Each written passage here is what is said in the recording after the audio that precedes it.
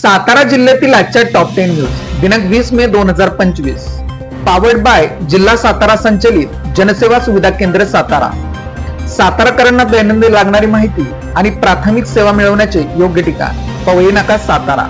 काँग्रेसची बुधवारी 21 मे रोजी सातारा येथे जय हिंद यात्रा।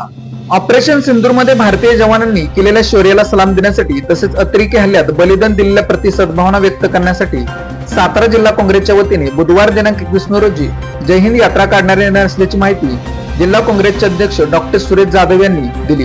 10 वाजता काँग्रेस भवन ते हुतात्मा स्मारक अशी जय हिंद यात्रा काढण्यात येणार आहे। या यात्रेत काँग्रेस पदाधिकारी व कार्यकर्त्यांनी सहभागी व्हावे असे आवाहन त्यांच्यातर्फे करण्यात आले आहे। दहिवडी नगरपंचायतीच्या नगराध्यक्षपदी नीलम जाधव यांची बिनविरोध निवड।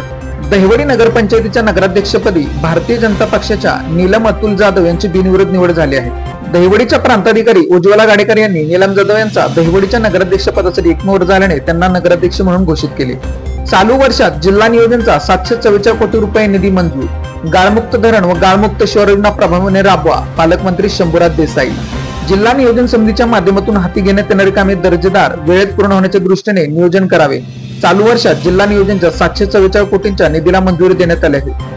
गाळमुक्त धरण गाळमुक्त शिवार ही शासनाची महत्वाकांक्षी योजना असून जिल्ह्यात प्रभावीपणे राबवण्यासाठी महसूल प्रशासनाने आवश्यक सहभाग नोंदवावा अशी सूचना पालकमंत्री शंभूराज देसाई यांनी केली।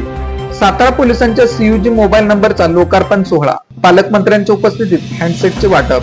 सातारा जिल्ह्यातील गुन्हेगारीवर नियंत्रण ठेवणे आणि सामान्य जनतेशी संपर्क वाढवणे या दृष्टीने सातारा जिल्हा पोलिसांना स्वतंत्र कॉमन युजर ग्रुपचे मोबाईल नंबर देण्यात आले आहेत। या सीयूजी नंबरचा लोकार्पण सोहळा पालकमंत्री शंभूराज देसाई यांच्या उपस्थितीत पार पडला। या व्यवस्थेची माहिती जिल्हा पोलीस अधीक्षक समीर शेख यांनी पत्रकाद्वारे दिली आहे। जिल्ह्यातील सर्व पोलीस ठाणे शाखा या संबंधित काही सूचना तक्रारी महत्वाची माहिती नागरिकांना द्यायची असेल तर त्यांनी ती माहिती सीयूजी मोबाईल नंबर संबंधित पोलीस स्टेशनला द्यावी। ही माहिती SMS अथवा व्हॉट्सअपच्या माध्यमातून दिली जाऊ शकते। ही सेवा 24 तास उपलब्ध आहे। नागरिकांनी आपल्या सूचना व तक्रारी व्हॉट्सअप मेसेजद्वारे मोबाईल नंबरवर द्याव्यात, त्यामुळे सामान्य जनतेशी पोलिसांचा संपर्क वाढणार आहे। नागरिकांच्या सुविधांकरिता हा अभिनव उपक्रम राबवला जात असल्याचे समीर शेख यांनी सांगितले। आयुष्यमान भारत योजनेकरिता 22 कोटी 41 लाखांचा निधी। सातारामधील 51 हॉस्पिटलचा समावेश। डॉक्टर ओमप्रकाश शेट्टे यांची माहिती। सातारा जिल्ह्यामध्ये महात्मा फुले जन आरोग्य योजनेच्या माध्यमातून सातारा जिल्ह्याला 22 कोटी 41 लाख रुपयांचा निधी सर्वसामान्य उपचारासाठी देण्यात आलेला आहे। आयुष्यमान भारत योजनेअंतर्गत मिशन मोडवर काम करत येथील तब्बल 51 हॉस्पिटलचा या योजनेमध्ये समावेश करण्यात आला आहे। सातारा जिल्ह्यात 17,20,000 आयुष्यमान भारत कार्ड तयार असून त्यांचे वाटप सुरू आहे अशी माहिती आयुष्यमान भारत मिशन महाराष्ट्र समितीचे अध्यक्ष डॉक्टर ओमप्रकाश शेट्टे यांनी पत्रकार परिषदेत दिली। विजांच्या कडकडासह साताऱ्यात अवकाळी पावसाचा धुमाकूळ। जिल्ह्यातील अवकाळी पावसाची अनेक ठिकाणी हजेरी। सातारा जिल्ह्याला 22 मे पर्यंत ऑरेंज अलर्ट। सातारा शहरासह परिसरात सोमवारी सकाळी वळवाच्या पावसाने हजेरी लावली, मात्र त्यानंतर लक्क सूर्यप्रकाशामुळे पुन्हा हवेत गरमी वाढली। मात्र सायंकाळी 6 नंतर पावसाने दमदार हजेरी लावत सर्वत्र पाणीच पाणी केले। जिल्ह्याच्या पूर्व भागातही पावसाने दमदार हजेरी लावली। सातारा जिल्ह्याला मुंबई वेधशाळेने दिनांक 22 मे पर्यंत ऑरेंज अलर्ट दिला आहे। साताऱ्यातील सदर बाजार परिसरातील मोना स्कूल येथे चेन स्नॅचिंग। साताऱ्यातील सदर बाजार परिसरातील मोना स्कूल येथे अज्ञात चोरट्यांनी चेन स्नॅचिंग केल्याची फिर्याद सातारा शहर पोलीस ठाण्यात दाखल करण्यात आली आहे। दिनांक 17 मे रोजी रात्री 8:30 वाजण्याच्या सुमारास सदर बाजार परिसरात राहणाऱ्या एका महिला नाईट वॉकसाठी घराबाहेर पडल्या होत्या। त्या मोना स्कूल परिसरात पाहिल्या असता त्यांच्या पाठीमागून मोटारसायकलवरून आलेल्या 2 अज्ञातांनी त्यांच्या गळ्यातील 60,000 रुपये किमतीचे मिनी मंगळसूत्र हिसकावून चोरून नेले। 4 चाकीने ठोकल्याने महाबळेश्वर येथे महिला जागीच ठार। भरधाव वेगाने जाणाऱ्या 4 चाकी टोयोटा फॉर्च्युनरने ठोकल्याने महिला जागीच ठार झाली।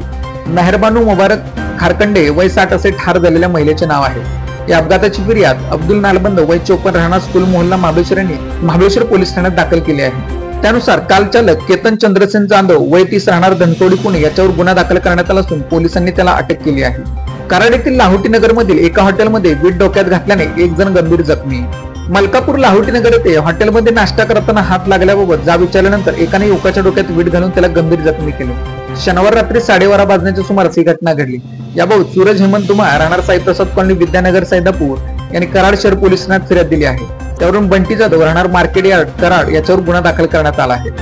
ओगलेवाडी विभागातील खंडित वीज पुरवठ्यामुळे ग्रामस्थ वीज कंपनी कार्यालयात ग्राहकांकडून वीज वितरण कंपनीचे अधिकारी धारीवर। कराड औद्योगिक वसाहत व ओगलेवाडी हजारमाची परिसरात लघु उद्योग खंडित वीज पुरवठ्यामुळे अडचणीत आले आहेत। त्यामुळे संतप्त झालेल्या ग्रामस्थांनी ओगलेवाडी येथील वीज वितरण कंपनीच्या कार्यालयात जाऊन अधिकाऱ्यांना चांगलेच धारेवर धरले। कार्यालयास कुलूप ठोकण्याचा पवित्र आंदोलन घेतल्याने वातावरण तणावपूर्ण बनले होते। वीज पुरवठा सुरू झाला नाही तर पावसाळा होईपर्यंत या विभागातील एकही ग्राहक वीज बिल भरणार नाहीत असा आक्रमक पवित्रा आंदोलकांनी घेतला आहे। अशाच बातम्यांसाठी जिल्हा सातारा या यूट्यूब चॅनेलला सबस्क्राईब करा। व्हिडिओ आवडल्यास व्हिडिओ लाईक करा, व्हिडिओवर कमेंट करा आणि व्हिडिओ जास्तीत जास्त लोकांपर्यंत शेअर करा।